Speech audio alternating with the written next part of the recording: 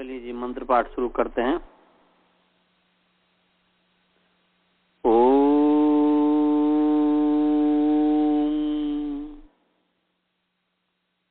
सहना भवतु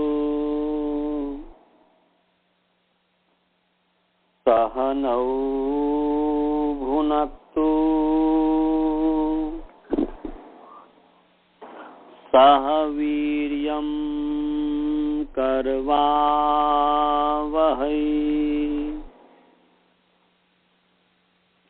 तेजस्विनावधीतमस्तु मा विद्विषावहै।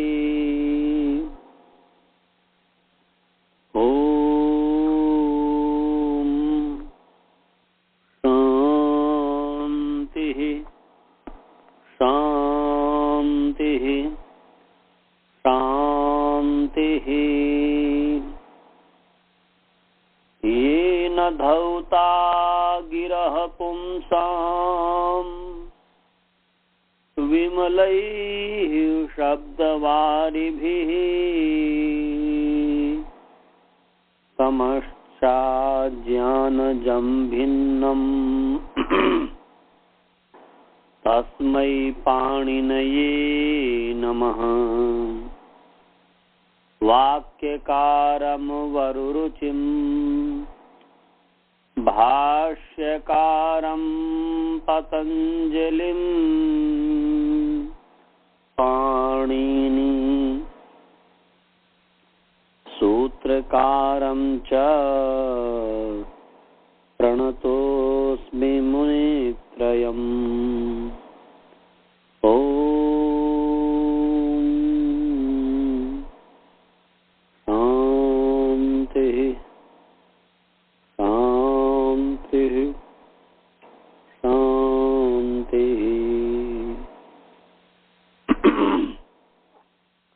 आप सभी का प्रश्नावृत्ति में स्वागत है।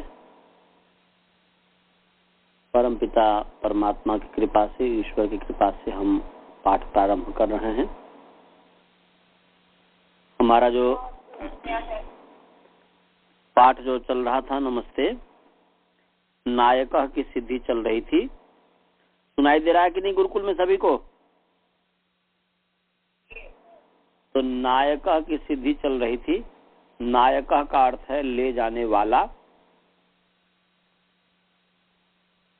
तो नायका में णीय धातु है, प्रापण अर्थ में णीय प्रापण है। ये भ्वादिगण की धातु है और अनुदात्त धातु है, और अनुदात्त होने से अनिट है, और इंत धातु है, यों की संज्ञा हुई है, तो इंत धातु होने के कारण ये उभयपदी है। अर्थात आत्मनेपद पद और परस्मैपद पद दोनों में चलता है। णीय भूवादय धातु से इसकी धातु संज्ञा हुई है। णीय की धातु संज्ञा होने से धातु का अधिकार चला, भूवादय धातु से धातु संज्ञा, और धातु संज्ञा होने से णोनः, इस सूत्र से धातु के आदि अवयव जो नकार है उसको नकार आदेश हो गया, तो नीय बन गया।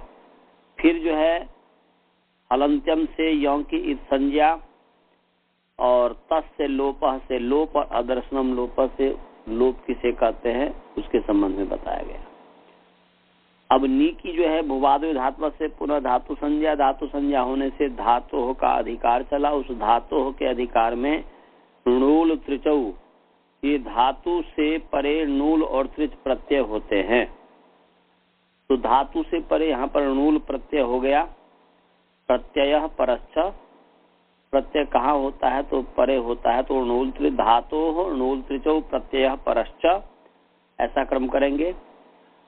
अब जो है नूल प्रत्यय, अजय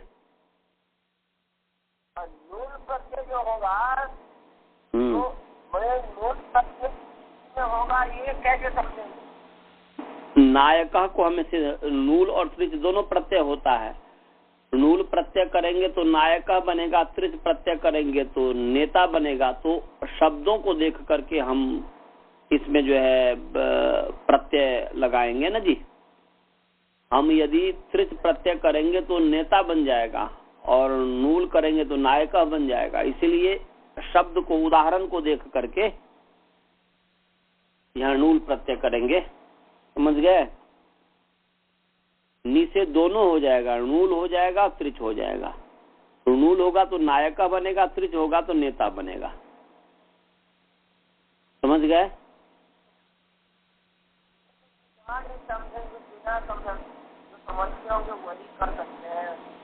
हाँ, तो वो तो पढ़ करके ही हो सकता है ना। बिना पढ़े लिखे कैसे कौन करेगा? पढ़ करके अभी जो है आप त्रिच करेंगे तो कभी नायका नहीं बन सकता, अणूल करेंगे तो कभी नेता नहीं बन सकता। परंपरा के हिसाब से ये समझ जाता है। नहीं, परंपरा के हिसाब से नहीं, ये परंपरा की इसमें कोई बात ही नहीं है। ये पढ़ करके समझ में आता है। नूल में ऊ है, ऊ को युबोरनाको से जो अक हो गया है, तो त्रिच को तो अक हो नहीं सकता। नायका बनाने के लिए अक है ना जी, तो अकर नूल को ही हो सकता है, त्रिच को कभी भी नहीं हो सकता। तो स्थिति को देख करके, परिस्थिति को देख करके पता चलता है, उदाहरण को देख करके। दोनों करके देख लीजिए, नूल प्रत्यय भी और त्रिच प्रत्यय भी, और ये करते करते पता चल जाएगा कि नूल से क्या बना है और त्रिच से क्या बना है। होगा तो दोनों प्रत्यय। नहीं समझे? धातु से नूल प्रत्यय भी होता है, धातु से त्रिच प्रत्यय भी होता है। तो दोनों करके देख लीजिए ना। नूल करके अभी देखें, यहाँ तक तो आपको हम अक तक पहुंचा ही दिए हैं। तो नायका में अक तक, तो अक तक चले गए, नी और अक तक चले गए। अब नी को नहीं भी हो गया है, नहीं और अक तक चले गए हैं। अब ये जो है आय हो जाएगा तो नायका बन जाएगा। तो ये नूल से नायका बनेगा, त्रिच से नेता बनेगा। नहीं समझे?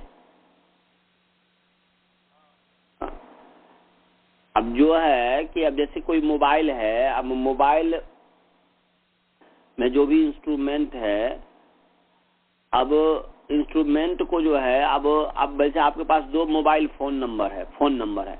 अब कौन किसका नंबर है, अब कैसे पता चले? तो आप फोन करके देख लीजिए कि उसे पता चल जाएगा कि ये किसका नंबर है, बातचीत से पता चल जाएगा। तो ऐसे ही है, आप नूल प्रत्यय कीजिए, उसे पता चल जाएगा कि भाई क्या बनेगा। और त्रिच करेंगे तो क्या बनेगा?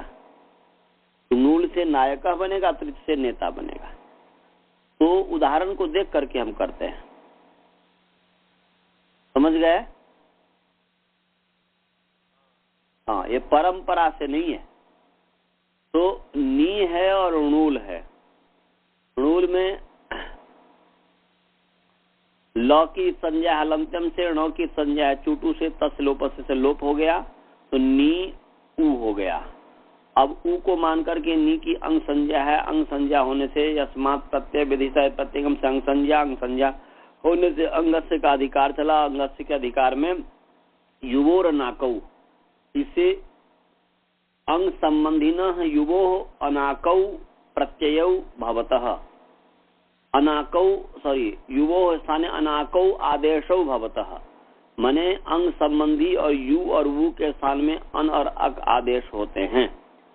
तो यहाँ पर वु है, मूल का वु, उसको अक हो गया।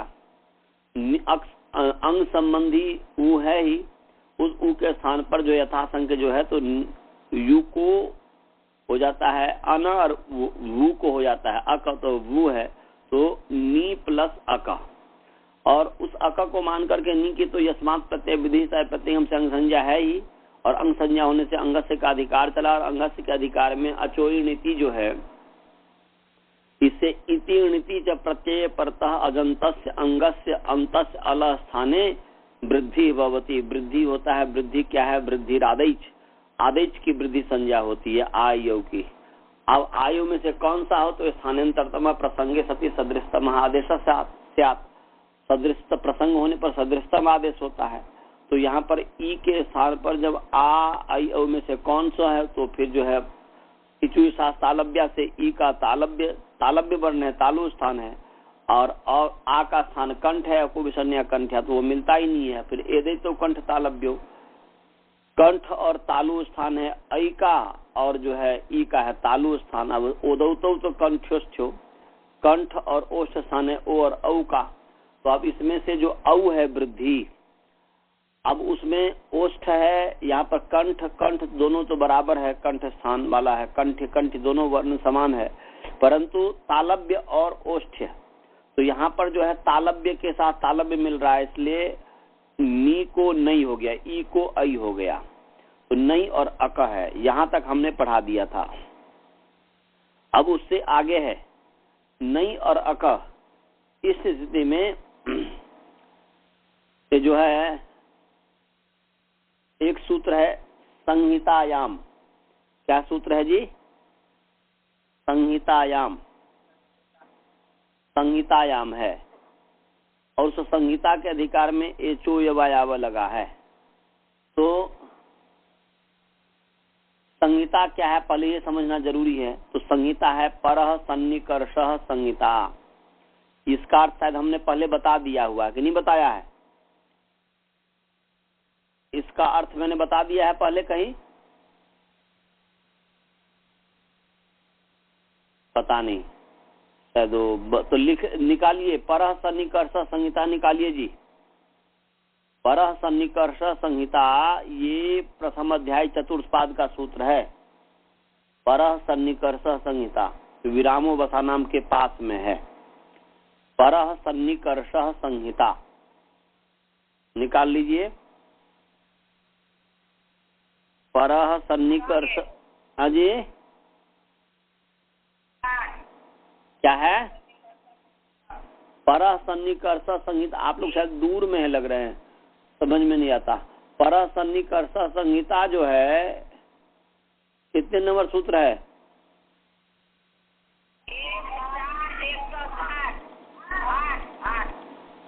1 एक ही कोई व्यक्ति बोलो। 1 4 108।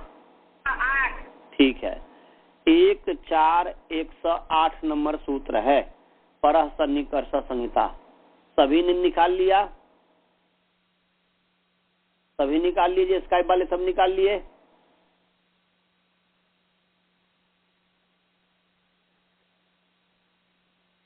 स्काइप वाले सब निकाल लिए? जी जी। तो परः सन्निकर्ष संहिता,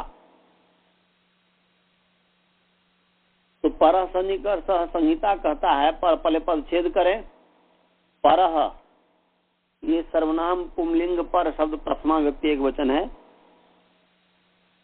हालांकि जो वो है ना पूर्व परावर पर अबर इत्यादि, तो उसमें जस संबंधी में जो है विभाषा जस्य इत्यादि, उसमें जो है सर्वनाम होता है, अकारांत भी कह सकते हैं, पुंलिंग या सर्वनाम। तो ये प्रथमा विभक्ति एक वचन है। सन्निकर्ष अकारांत पुंलिंग, सन्निकर्ष शब्द प्रथमा विभक्ति एक वचन है। संहिता आकारांत स्त्रीलिंग, संहिता शब्द प्रथमा विभक्ति एक वचन है। तो परः सन्निकर्ष संहिता, यहाँ पर परः शब्द जो है अतिशय अर्थ को कहने, परः शब्द अतिशयवाची है। परः शब्द अत्यंत, अतिशय माने अत्यंत, परः माने अत्यंत। परः का मतलब यहाँ पर क्या है जी? अत्यंत। अत्यंत माने अतिशय, माने अति, अत्यंत का मतलब है कि अतिशयित। अत्यंत माने अतिशयित, अतिशयित, अत्यंत, ये सब शब्द जो है पर्यायवाची शब्द है। और सन्निकर्ष कहते हैं प्रत्याशक्ति को।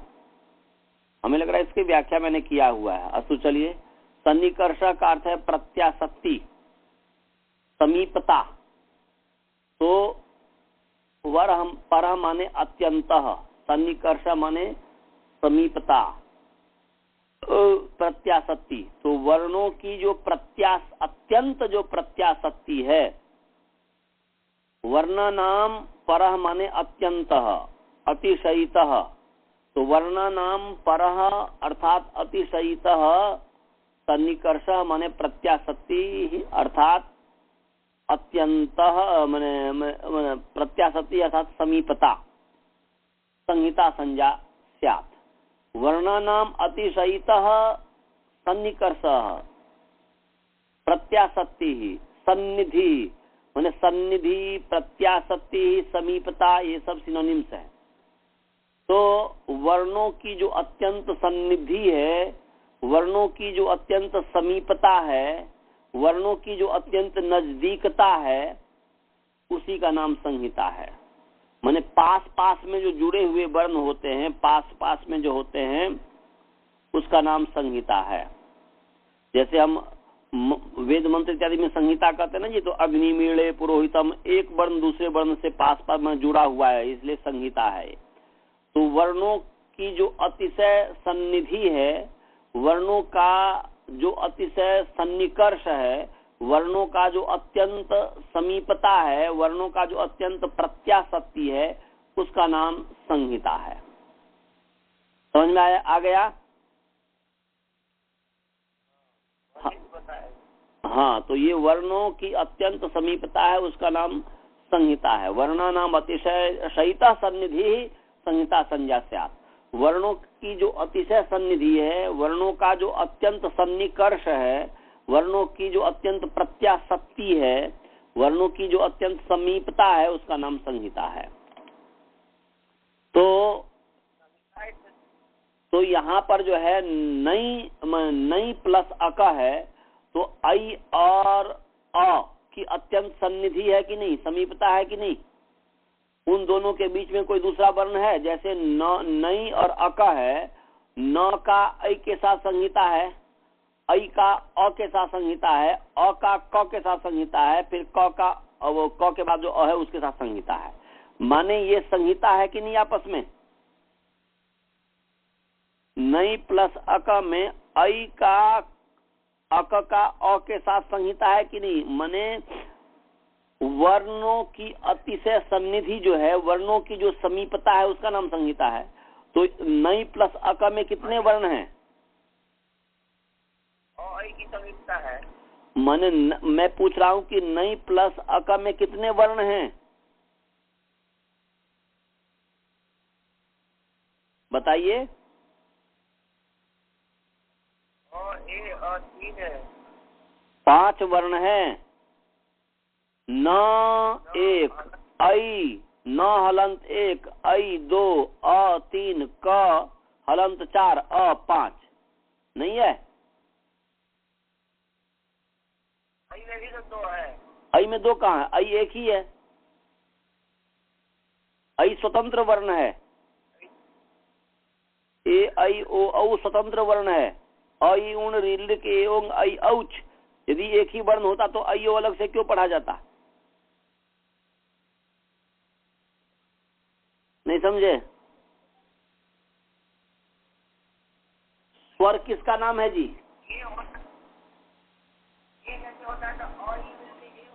ओ एक अलग चीज है, वो समझाने के लिए है, स्वतंत्र वर्ण है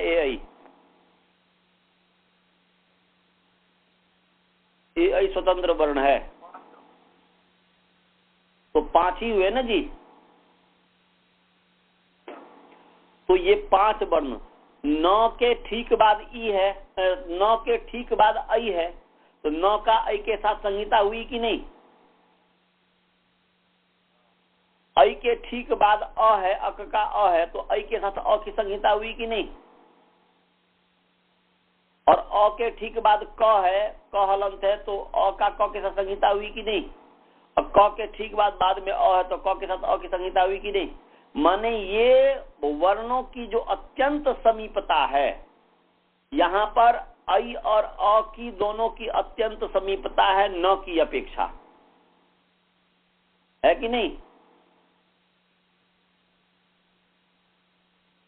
जो आप जैसे मान लीजिए वहां पर बाल बोध, श्रवण, मनीष, नित्यानंद और सुबोध 5 व्यक्ति बैठे हुए हैं। अब बाल बोध के पास तो सब है, परंतु बाल बोध के सबसे नजदीक जो है वो संहिता हुआ ना। बाल बोध के सबसे नजदीक कौन है? उसके जो पास में होगा। तो ऐसे ही यहां पर ऐ के सबसे नजदीक में कौन है?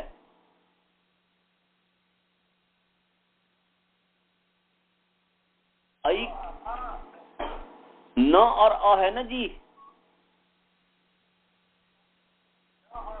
आई के सबसे नजदीक में, और अक के जो अ के सबसे नजदीक में कौन है?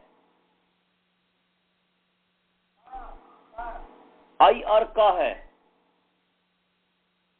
आई और क है कि नहीं? तो मैं संहिता समझाना चाह रहा हूं कि वर्णों की जो अतिशयित सन्निधि है, वर्णों की जो अत्यंत सन्निधि है, वर्णों की जो अत्यंत समीपता है, उसका नाम संहिता है। तो नई के साथ अक का संहिता है कि नहीं, ये बताओ। नई के जो आई है, उस आई का अक के अ के साथ संहिता है कि नहीं? तो ये परसन्निकर्ष संहिता, तो इसलिए संहिता संज्ञा हो गई, और संहिता संज्ञा होने से संहितायाम का अधिकार चला।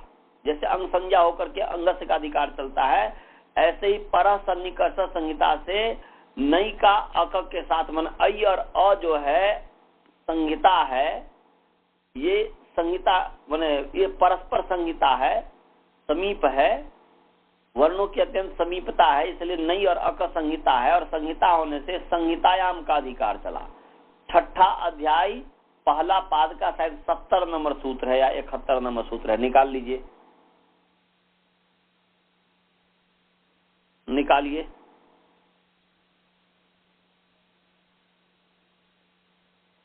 ये जो है कितने नंबर सूत्र है? 70 या कितने नंबर सूत्र है? 70 हाँ, तो 70 नंबर सूत्र है, 70 नंबर सूत्र है, मैंने ठीक ही अनुमान किया। तो संहितायाम ये 70 नंबर सूत्र है। तो ये अधिकार सूत्र है। कौन सा सूत्र है जी? अधिकार सूत्र है, और इसका जो अधिकार है अनुदात्तम पदम एक वर्जम 6.1.152 नंबर सूत्र है। 6.1.152 नंबर सूत्र है, निकालो 152 6.1.52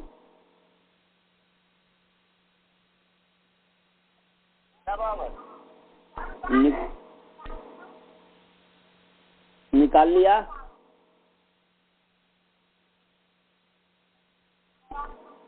हाँ जी, हाँ, अनुदात्तम पदम एक वर्जम क्या है?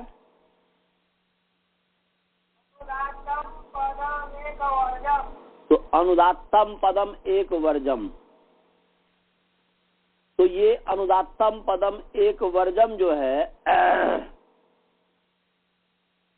तो अनुदात्तम पदम एक वर्जम, ये अनुदात्तम पदम एक वर्जम जो है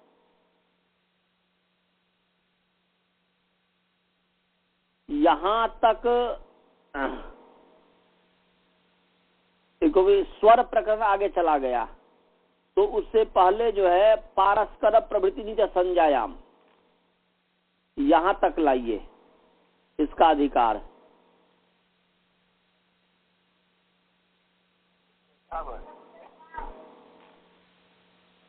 हाँ जी,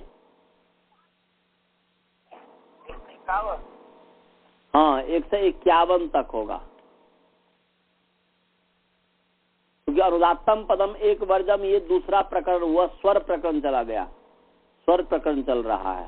तो उससे पहले जो है पारस्कर प्रभृति नीच संज्ञायाम यहां तक संहितायाम की अनुवृत्ति आती है। समझ गए? तो पारस्कर प्रभृति नीच संज्ञायाम यहां तक इसकी अनुवृत्ति आएगी।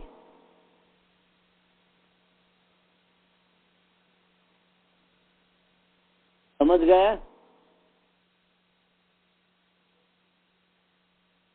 उसके आगे आप लिख सकते हैं 6.1.151 6.1.151 उसके आगे लिख सकते हैं माने पारस्कर प्रभृति नीच संज्ञायाम अनुदात्तम पदम एक वर्जम को एक अलग प्रसंग हो गया, स्वर प्रकरण हो गया, उससे पहले पहले तक इसका अधिकार जाएगा। समझ गए जी? बालबोध जी, श्रवण जी, मनीष जी सब समझ गए? हाँ, इसका संहिताम का अधिकार कहाँ तक जाएगा?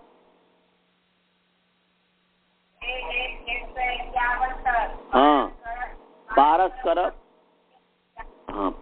प्रवृत्ति संज्ञायाम, तो वहां तक इसका अधिकार जाता है। इसलिए संहितायाम के आगे लिख लीजिए 6.1.151 रामलाल कपूर ट्रस्ट वाले जो अष्टाध्यायी है उसमें, उसके आधार पर मैं बता रहा हूँ।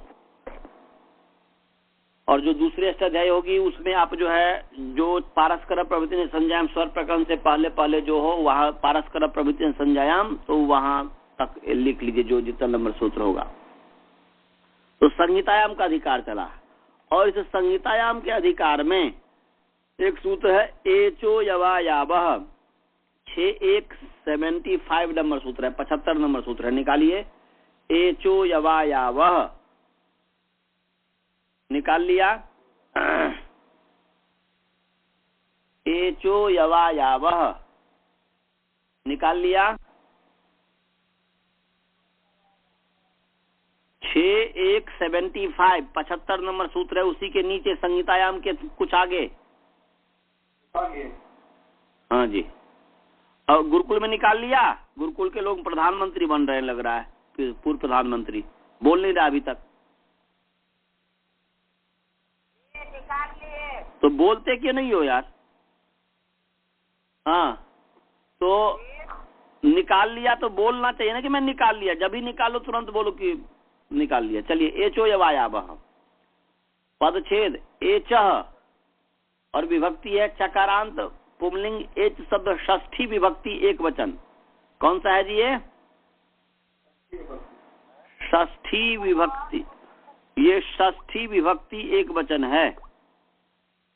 गुरुकुल से मुझे आवाज ही नहीं आ रही है। आप लोग माइक में नहीं लगाते हैं क्या?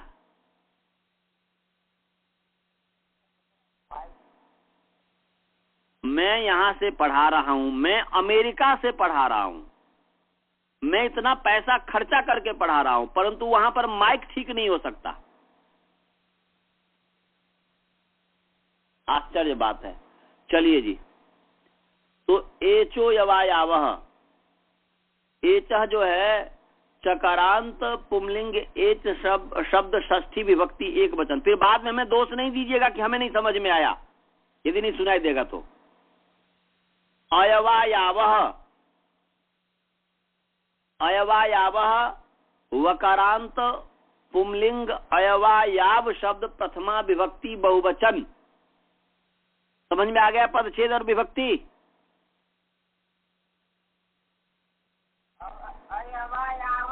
हाँ, वकारांत, वकारांत वकारांत पुंलिंग अयवायाव शब्द प्रथमा विभक्ति बहुवचन।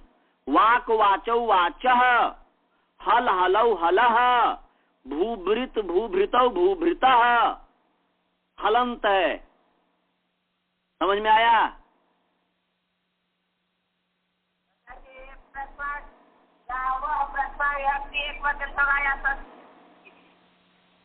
अरे बुद्धू कहीं का, भी मैं क्या बोल रहा हूं? अयवायावह कौन सी विभक्ति में बोल रहा हूं? मैं कौन सी विभक्ति बोल रहा हूं? षष्ठी बोल रहा हूं कि प्रथमा बोल रहा हूं कि द्वितीया बोल रहा हूं? कौन सा मैं बोल रहा हूं अभी?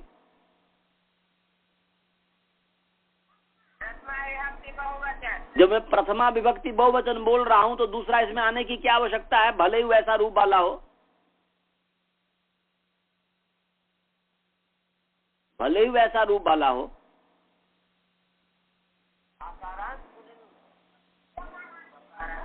वकारांत, मैं बोला वकारांत हलंत है। वकारांत पुंलिंग अयवायाव शब्द प्रथमा विभक्ति बहुवचन।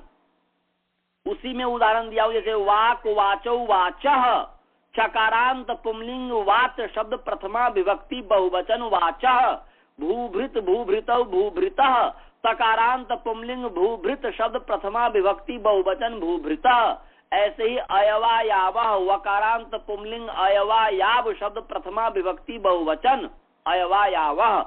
अभी समझ में नहीं आया?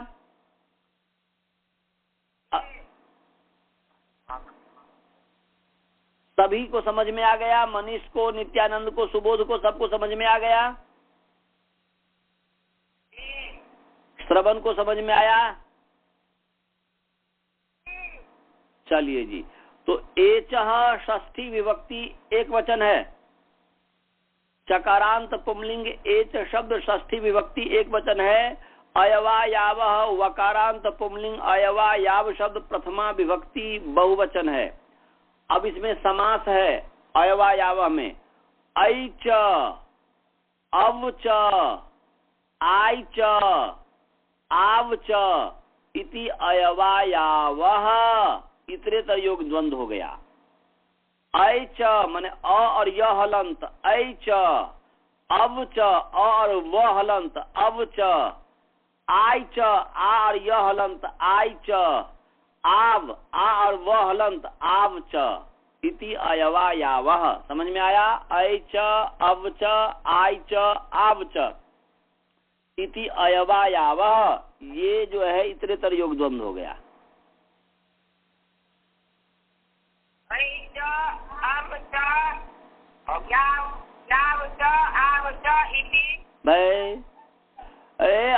मैं बोल रहा हूँ अष्टाध्यायी देखो यार, मेरा सिर दर्द हो जा रहा है। अष्टाध्याय हमारे शब्द पर कब ध्यान, कम पहले ध्यान दो। अष्टाध्याय में देखो अयवायावः, तोड़ो उसको। अयवा तो अय, फिर य में अ है तो अब, फिर अब है तो अब के बाद व में वा है तो आई, और फिर य में आ है तो आब, आई अब आई आब। तोड़ो ना उसको, लिखो आई प्लस अब प्लस आई माने आई प्लस आब, और मिला दो अचहीनम परिणय संयोज्यम, तो देखो अयवायावः बन जाएगा। देख लो करके, अय प्लस अब प्लस आई प्लस आब प्लस अयवायावः बनता है कि नहीं? अय और अब को मिला तो अयब हो जाएगा, और अयब और आय को मिला दो अयवाय हो जाएगा, और अयवाय और आब को मिला दो अयवायाव हो जाएगा, और उसके बहुवचन हो गए अयवायावः।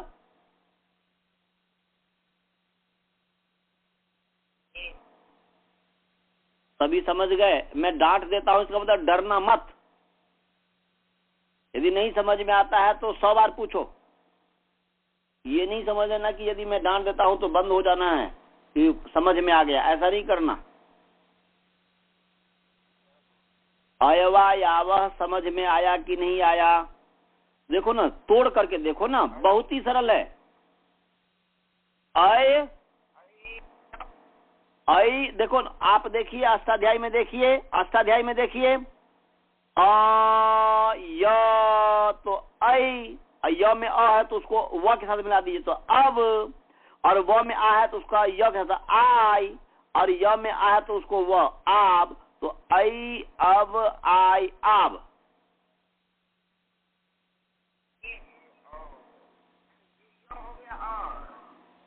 य में अ है कि देखिए, अयवायावः में अ है, उसके बाद य है, तो उसमें से हलंत य को अ के साथ मिला दीजिए तो क्या हुआ?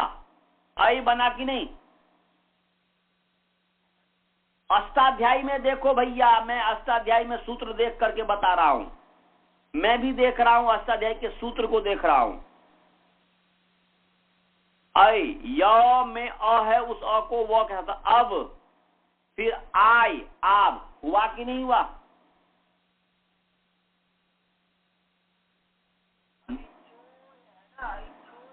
ऐचो कहाँ है यहाँ? एचो है ना। एचो के बाद एस का चिन्ह है कि नहीं? तो एस का मतलब क्या है? अ है ना जी, अवग्रह है ना, अ उसका मतलब हुआ ना जी। तो ओ अ और य तो क्या हो गया? अय, और य में अ है, माने अय हो गया, और य में अ है कि नहीं, फिर उसको व के साथ मिलाओ तो क्या हुआ अब, और फिर व में आ है कि नहीं, हाँ, तो वा की आ या आ और य हलंत आय, और फिर या में आ है कि नहीं, या मन य में आ, मन य में आ है कि नहीं, आ, उसको व के साथ, और तो क्या आप हुआ कि नहीं, उस बाद फिर विसर्ग दे दो, तो अय अब आय आब हुआ कि नहीं हुआ, टूटा कि नहीं टूटा,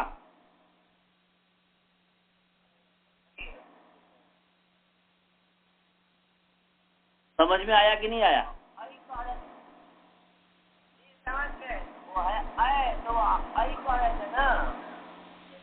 जो भी हो आय कहिए, आई कहिए, जो आय आय आप ही जो कह रहे हो वही आय है ना, आय आय अब आय आब, ये है ना, समझ में आ गया कि नहीं, अभी भी नहीं आया समझ में, हाँ, उसको तोड़ोगे, सामने अष्टाध्यायी के सूत्र को देखोगे, तोड़ोगे अपने आप समझ में आ जाएगा। तो मैं उसी का तो अर्थ समास बता रहा हूं कि अय च अव च आय च आव च इति अयवायावः, अय च आव च आय च आव च इति अयवायावः, ये इतरेतर योग द्वंद्व हुआ। अब समझ में आ गया भाई जी, आपको समझ में आ गया भाई जी, आपको समझ में आ गया, श्रवण जी, सभी विद्यार्थी को समझ में आ गया, चलिए जी। तो यहां पर अब जो है ऊपर से अनुवृत्ति आएगी, किसकी अनुवृत्ति लाए हैं, संहितायाम का अधिकार तो चल ही रहा है, और इसके ऊपर है इको एन अची, इसमें से किसकी अनुवृत्ति लाए, अची की अनुवृत्ति आएगी, क्योंकि न इका की आएगी न यण की आएगी, यण प्रथमा है तो अयवायाव प्रथमा है, इसलिए प्रथमा है ही, और इका षष्ठी है, एचा षष्ठी है, इसलिए वह नहीं आएगा, और समान विभक्ति वाले पद की अनुवृत्ति लाएंगे, तो अची की अनुवृत्ति आ गई है संहितायाम की। तो सूत्र बन गया अची संहितायाम अन्वय, जब हाँ जी, हाँ, इको एनर्जी से अची की अनुवृत्ति आएगी ना जी, हमने बता दिया हुआ है कि अनुवृत्ति किसका लाए, तो हमने एक सिद्धांत निकाल के दे दिया कि असमान विभक्ति वाले पद की अनुवृत्ति आएगी, असमान विभक्ति वाले पद में विशेष विशेषण की आएगी या विधेय की आएगी। तो यहाँ पर इको एनर्जी में इका षष्ठी है और एचा में एचा षष्ठी है, इसलिए समान समान इसलिए नहीं आएगी। यण प्रथमा है और अयवायावः जो आदेश वाला है वो भी है, इसलिए वो भी नहीं आएगी। और क्योंकि यण जो है विधेय है, अयवायावः भी विधेय है, दोनों प्रथमा है इसलिए नहीं आएगी। और अची सप्तमी है, अयवायावः इसमें सप्तमी, इसलिए अची की अनुवृत्ति आ जाएगी, आंख मूंद करके आ जाएगी। तो इसलिए सूत्र बन गया पूरा अची संहितायाम, या संहितायाम पहले, संहितायाम अची एचो यवायावः या एचः अयवायावः, ये बन गया, ये पूरा सूत्र बन गया कि संहितायाम अची एचो यवायावः। क्या बन गया सूत्र जी, अनुवृत्ति ला करके,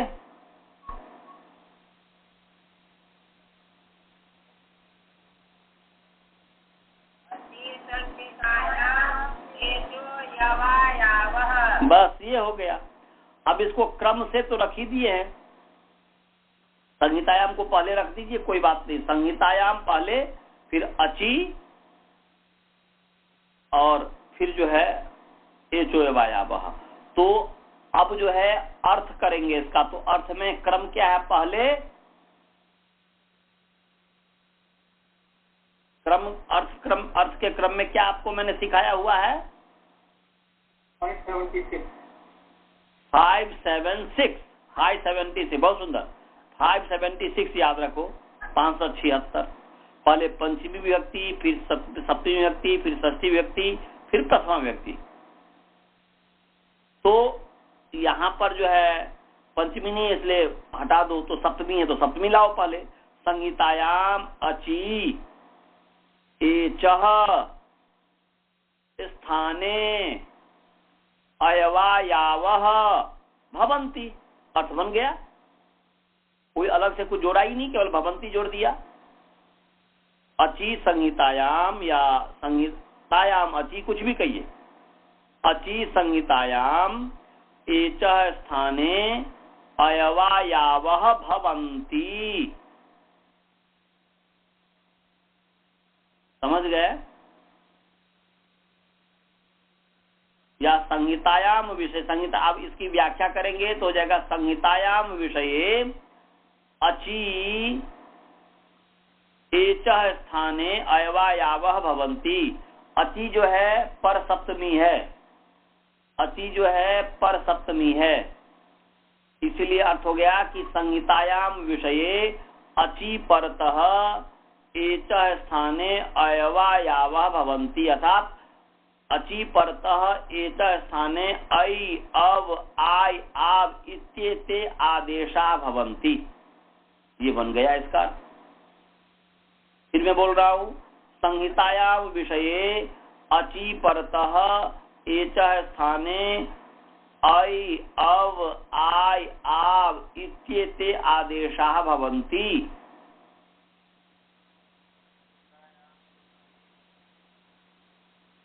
संहितायाम विषये अचि परतः एचः स्थाने अय अय, अलग अलग करेंगे तो अय अव आय आव इत्येते आदेशा भवन्ति। और सूत्रार्थ के आधार पर हमने जो सूत्र में केवल भवन्ति जोड़े, तो बस संहितायाम अचि एचः स्थाने अयवायावः भवन्ति। और उसमें संहितायाम में विषय सत्य से संहितायाम विषये अचि परतः एचः स्थाने अयवायावः भवन्ति। अर्थ समझ में आ गया? स्काइप वाले के सभी को समझ में आ गया जी? हाँ जी। गुरुकुल वाले को सबको समझ में आया?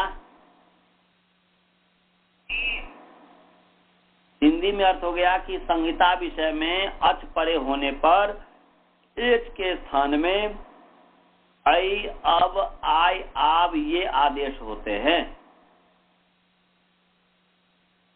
अच परे होने पर, तो जब ही पर सप्तमी हुआ तो पूर्व अपने आप हो गया, तस्वीर के निर्देश से पूर्व परिभाषा लगेगी इसमें।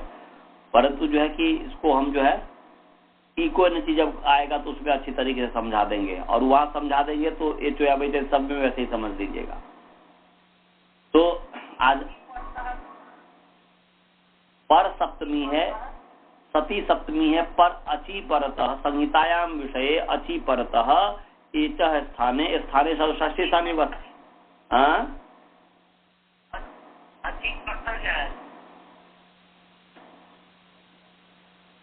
अचि कौन सी विभक्ति है बताइए? अचि कौन सी विभक्ति है? सप्तमी विभक्ति एक बन जाए। तो सप्तमी कितने प्रकार के होते हैं?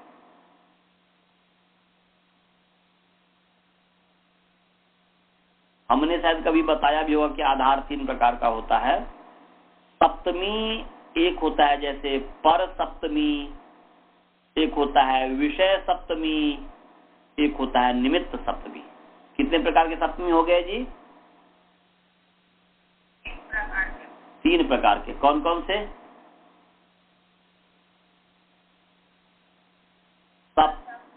पर सप्तमी, विषय सप्तमी और निमित्त सप्तमी। कितने प्रकार के सप्तमी है जी? निमित्त निमित्त निमित्त।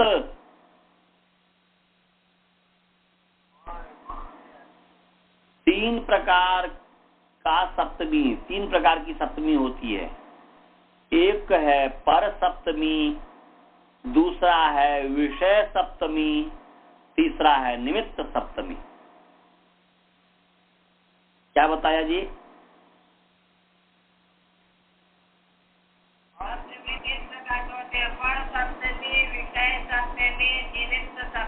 तो ये कभी नहीं बताया हूं क्या? हमने खूब पढ़ाया हुआ है। आधार 3 प्रकार का ये भी पढ़ाया हुआ है। मैं आपको अनुवाद पढ़ाते हुए, संस्कृत रचनानुवाद कौमुदी प्रथम भाग पढ़ाते हुए आधार 3 प्रकार के हैं आपको पढ़ाया हूं, याद है?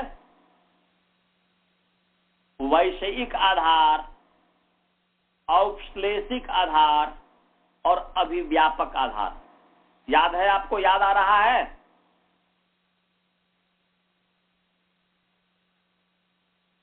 हेलो श्रवण जी और बालबोध जी, दोनों को याद आ रहा है?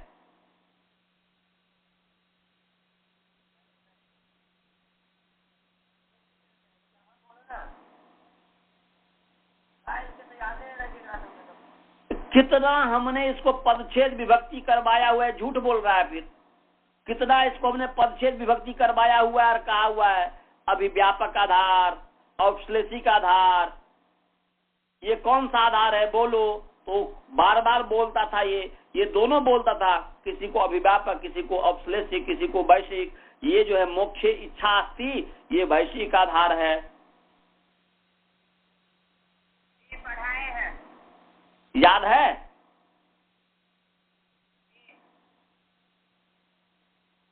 तो वो हम कितने अच्छी तरह से घोट घोट करके पढ़ाए हुए थे। अब भूल गए आप तो मैं क्या करूं। तो 3 प्रकार के आधार हैं, अधिकार त्रिधा, अभिव्यापक, औश्लेषिक, वैषयिक। तो उसकी परिभाषा भी हमने लिखा दिया हुआ है, आप लोग देखना, संस्कृत वाले में याद करके लाना, खोज के लाना। आप दोनों का कर्तव्य है, बालबोध का और श्रवण का, दोनों को पढ़ाया हुआ है, मनीष इत्यादि को नहीं पढ़ाया हुआ है। तो आप दोनों को पढ़ाए हैं और परिभाषा में अच्छी तरीके से लिखाया हुआ हूं, उसको हमें बताना। आपका काम है कहां पर लिखो देखो। उसमें से औश्लेषिक आधार है अची में, तो वो उतना व्याख्या मैं अभी नहीं करूंगा। अभी जो है प्रथमावृत्ति के स्तर से ही पढ़ा रहा हूं, और वो क्या कहते हैं कि आगे आधारोधिकरणम जब आएगा तो वहां पर और अच्छी तरीके से पढ़ाऊंगा। परंतु ये है कि आप दोनों का कर्तव्य है कि मैं अगले जो है मैंने फिर जो है आपका सोमवार से फिर पढ़ाई होगी, तो मैं पूछूंगा कि अधिकार कितने प्रकार के हैं, कौन कौन से हैं, उसकी परिभाषा क्या है, उसका उदाहरण क्या है। क्योंकि हमने खूब अच्छे तरीके से लिखाया है और बार बार आप इस पर मैंने पदच्छेद विभक्ति भी करवाया हुआ है, तो ध्यान रखना। चलो हो गया। अब जो है मैं दूसरे तरीके से जो सप्तमी को बता रहा हूं कि 3 प्रकार के हैं, निमित्त सप्तमी, विषय सप्तमी, पर सप्तमी। तो इसमें अची जो है पर सप्तमी है। अची कौन सी सप्तमी है जी? अची पर सप्तमी। और संहितायाम ये विषय सप्तमी है, इसलिए विषय सप्तमी होने के कारण संहितायाम विषये ऐसा अर्थ हो गया, और पर सप्तमी होने के कारण ही अची परतः ये अर्थ हो गया। समझ में आ गया भाई जी? अब जी अची में पर सप्तमी होने के कारण ही अर्थ हमने बनाया अची परतः। आधार के आधार पर, आधार में ही सप्तमी होती है, औश्लेषिक आधार है, परंतु उसमें अभी मैं नहीं जाना चाहता। वो दोनों को मैं पढ़ा दिया हूं, अभी हिम्मत नहीं है कि मैं उसको फिर मैं पढ़ाऊं, क्योंकि वो बहुत एनर्जी लगती है सिखाने में, मतलब समझाने में। वो पहले दोनों खोजे, दोनों परिश्रम करे, उसमें यदि कुछ कमी रह जाएगी तो फिर मैं उसको बताऊंगा। तो यहां पर बस आपके लिए कि अची पर सप्तमी है, इसलिए अची परतः ऐसा हमने अर्थ किया। समझ में आ गया? संहितायाम विषय सप्तमी है, इसलिए संहितायाम विषय ऐसा अर्थ हमने किया।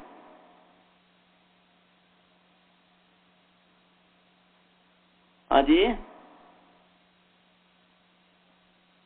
तो अर्थ हो गया कि संहितायाम विषये अची परतः एचः सस्य से स्थाने हो जाएगा, क्योंकि इसका संबंध किसी निर्धारित नहीं है। तो एचः स्थाने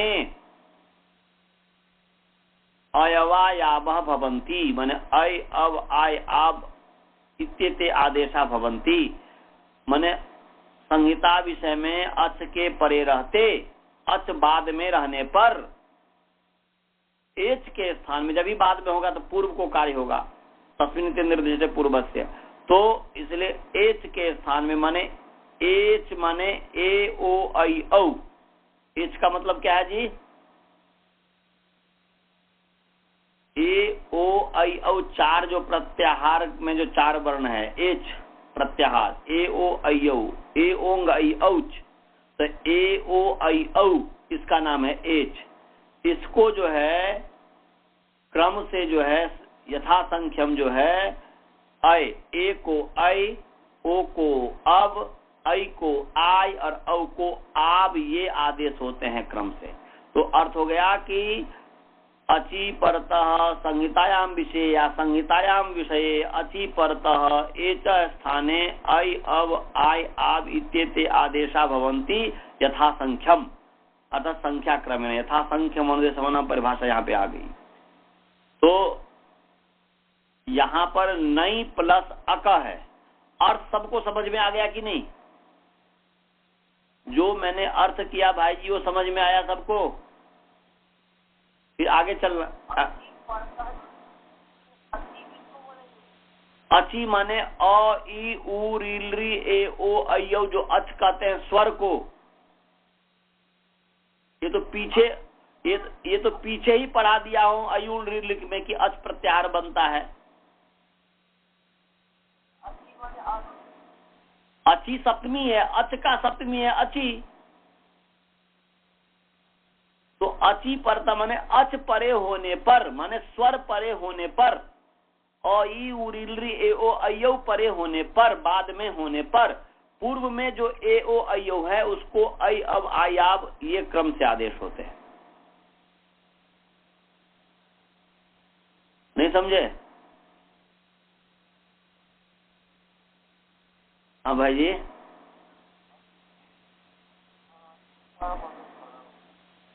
पर माने बाद में होने पर।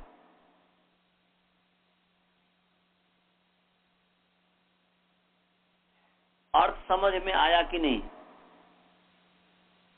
संहिता विषय में अच बाद में होने पर, माने पर में होने पर, एच के स्थान में माने ए ओ अयौ के स्थान में अय अब आयाव आदेश होते हैं।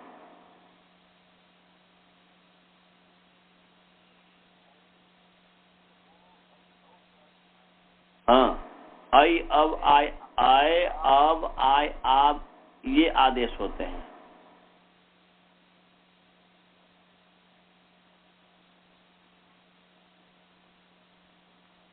समझ में आ गया?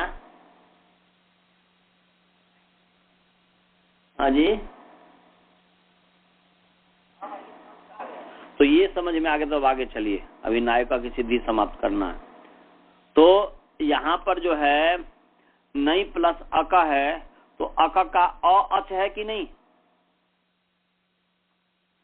नई का अक के साथ संहिता है ही, संहिता विषय है, विषय बुद्धि में होती है, तो दिख रहा है। तो यहाँ पर लिपि में भी दिख रहा है, मस्तिष्क में भी दिख रहा है। तो नई प्लस अक, तो ऐ न में ऐ जो है उस ऐ को आय हो गया, क्योंकि अच परे है, अक का अच परे, माने अच परे होने पर ऐ के स्थान पर आय आदेश हो गया। समझ गया जी? ऐ दिख रहा है, उसके आगे अ है। तो अ जो अच है कि नहीं? माने व्याकरण की भाषा में स्वर को अच कहते हैं। हाँ, तो अच परे होने पर, अच परे होने पर पूर्व में जो एच है, एच है, आई एच है कि नहीं? एच के परे अच है। हाँ, एच के परे अच है, तो अच परे होने पर एच के स्थान पर आई होगा कि नहीं? एच जो आई जो एच है इसके स्थान पर आई होगा कि नहीं? दिया हुआ है ना। तो 4 में ए को आई होगा, ओ को अब होगा, आई को आई होगा, औ को आब होगा। तो यहाँ पर नई में क्या है? हाँ, क्रम से ए को आई, ओ को अब, आई को आई, आब, औ को आब होता है, क्रम से होता है या स्थानांतरतम से होता है। स्थानांतरतम भी लग जाएगा यहाँ पर स्थानांतरतम भी लग जाएगा। हाँ, तो आय हो गया, आई थोड़े होगा, आय, आई है उसको आय हो गया, आई को आय हो गया।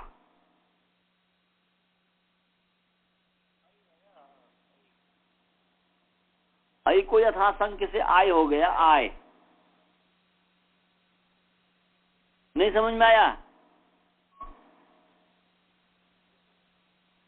हाँ, आय तीसरा नंबर माने जो आई है वो यथासंख्य कीजिए ना। एक के स्थान पर ए होगा, दो के स्थान पर अब होगा, हाँ, और औ के स्थान पर आब होगा, क्रम है। तो आई के स्थान पर यहाँ पर आय हो गया। समझ गए? तो नाय प्लस अ का मिला दीजिए, अतीनम पर जब नाय का बन गया कि नहीं?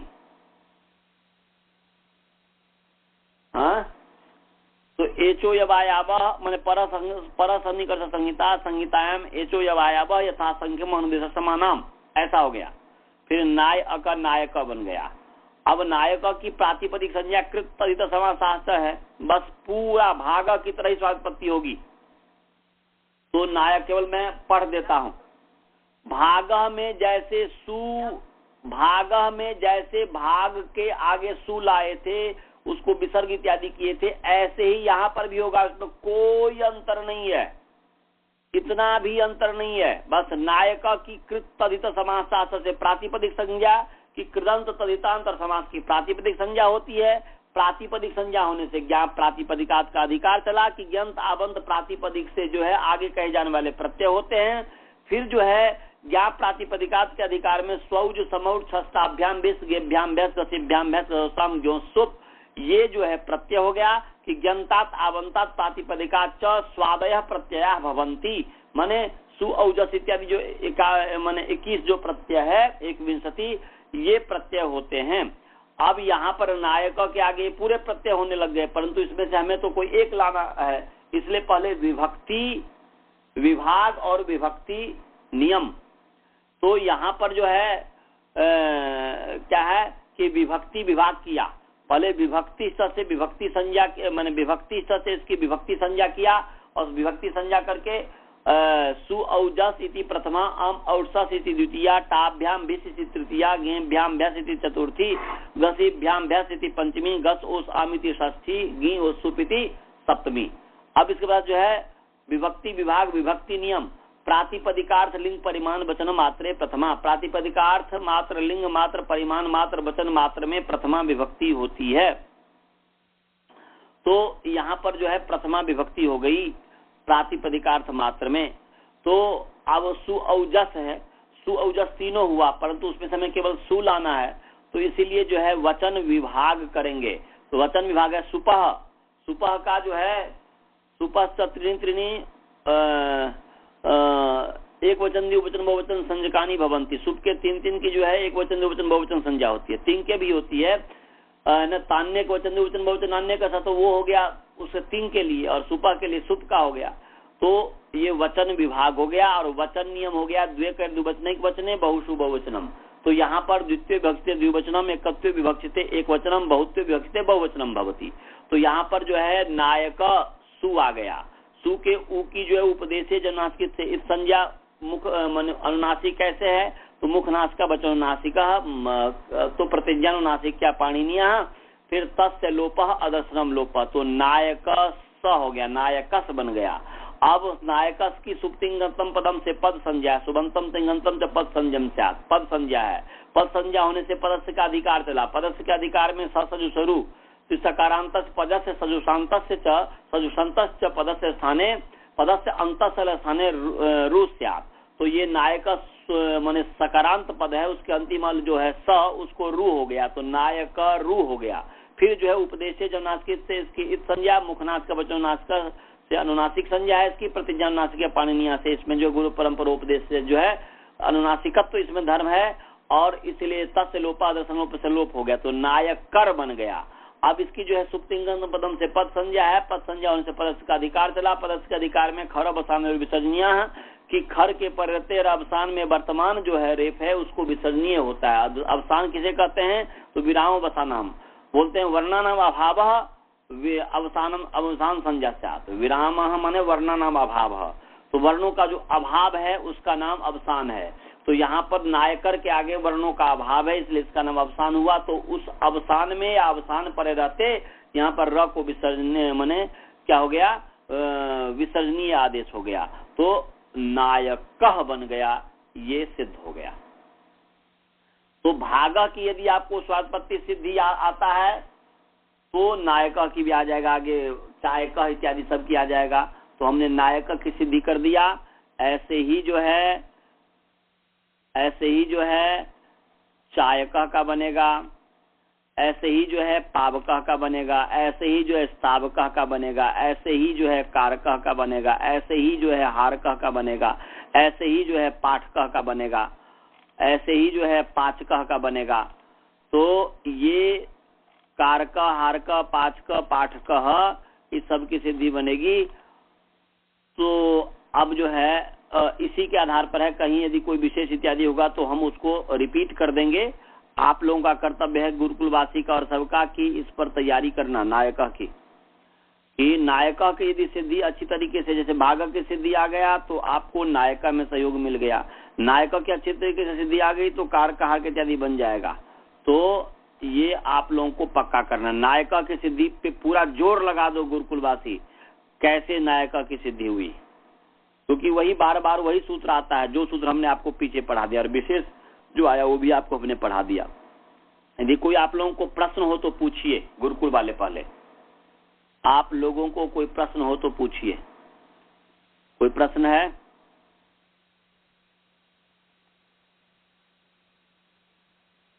चलिए जी, आप लोगों को प्रश्न नहीं है। अब जो है स्काइप वाले से पूछते हैं, आप लोगों को कोई प्रश्न है जी स्काइप के वालों को? नहीं। अच्छा, नहीं है।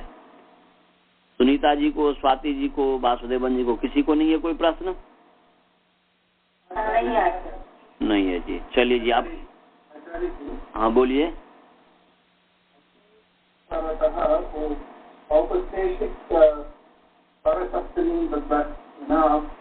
हाँ, पर सप्तमी सामान्य रूप से बताया हूँ, औपश्लेषिक आधार है वो।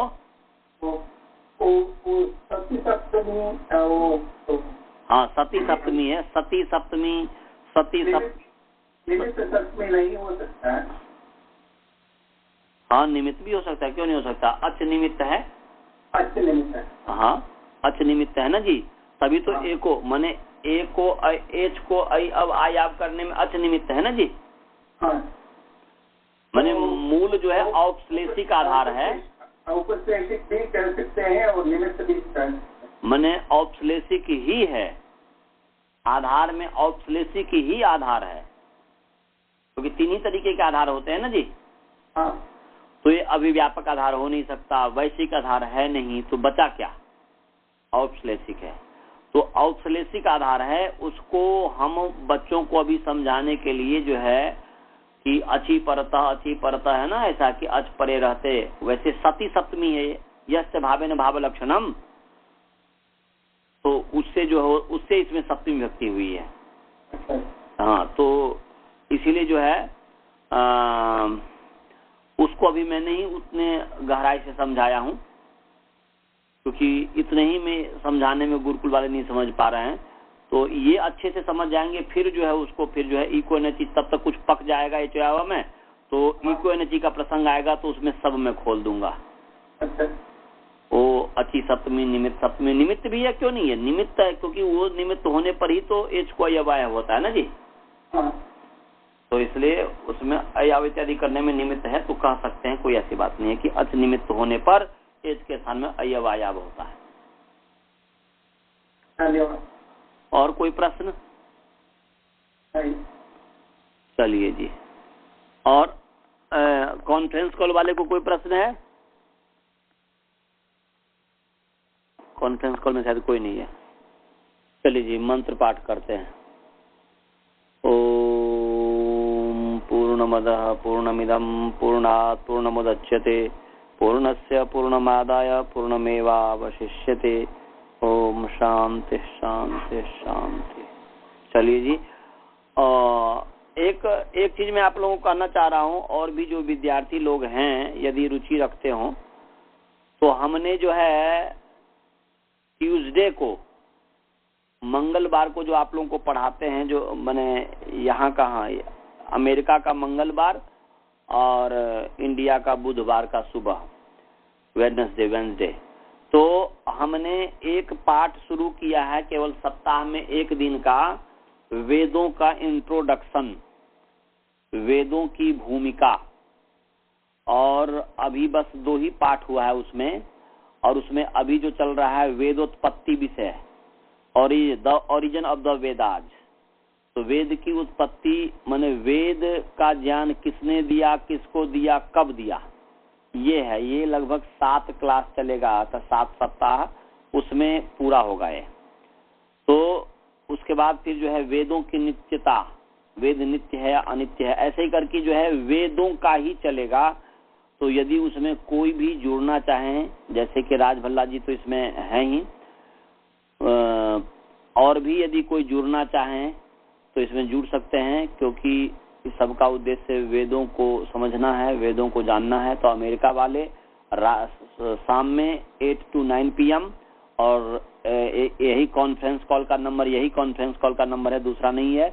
और इंडिया वाले भी यदि जुड़ना चाहें तो उस दिन सुबह में जो है जुड़ सकते हैं, तो वेदों के संबंध में स्काइप से जुड़ सकते हैं, और रविवार को मिलते हैं। किसी ने जुड़ना हो तो मेरे को बता दें, ईमेल पे बता दें राजभल्ला को। हाँ जी, राजभल्ला जी को बता दीजिए। मैं आपको फिर मैं ट्यूसडे मॉर्निंग में रिमाइंड कराता हूँ, बस तो रिमाइंड करा दूँ। मैंने राजभल्ला जी इसको संभालते हैं, और जो व्याकरण वाला तो है अनंत जी संभालते हैं। अभी अनंत जी यहाँ नहीं है, इसलिए राजभल्ला जी ये सब कुछ कर रहे हैं इस चीज का। तो मतलब वेद विभाग जो है राजभल्ला जी का है, व्याकरण विभाग उनका है। तो जो वेद विभाग में यदि कोई भी कुछ मतलब इस तरीके से जुड़ना चाहे तो इनको फोन कीजिएगा। ईमेल भेजें, सॉरी, हाँ मैंने फोन में बोलता है, ईमेल कीजिएगा। भेजिए, फिर वो उसको फिर मैं जो मेरा लिस्ट बना हुआ उसमें उनका नाम जोड़ दूँगा। जी जी जी जी। और कभी वैसे भी किसी ने कभी भी सेंड करना हो तो कम से कम ईमेल भेज दीजिए, तो जब आपका मूड बने कर ले, जब अपना टाइम नहीं है तो भी ना कर सके। तो ईमेल होगा तो आपको रिमाइंडर चला जाएगा। ठीक है जी, रखें? हाँ, रखो जी। ठीक।